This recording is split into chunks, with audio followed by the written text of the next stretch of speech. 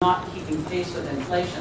And at some point, there's going to be a bigger bill that we're going to have to pay, or we're going to have to give up some of the things that we have right now. You know, there have been two pretty major cities that have tried the 0% tax increase. We've had two mayors that actually won campaigns, that was Ottawa and Toronto, on the 0% tax increase.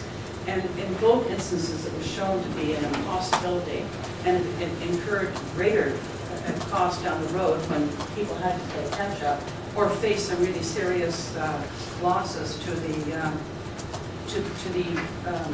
quality of life in those communities. So, you know, you learn from your mistakes. But if you're really smart, you don't have to make those mistakes yourself. You can learn from other people's mistakes. So I would suggest that let's learn from the mistakes made in Ottawa and Toronto, and probably other cities too, when they tried to go to a 0% tax increase and pretend that they could continue to support the communities to the extent that they had. If we're going to go to 2%, we're going to have to give up something, and probably something pretty major that means a lot to a lot of people. In fact, probably many things. You know, it's one thing to do an exercise where you move money around, and that can take forever, and I think it goes nowhere. But when you face the prospect of actually cutting back on the resources we have, I think that's something we shouldn't do.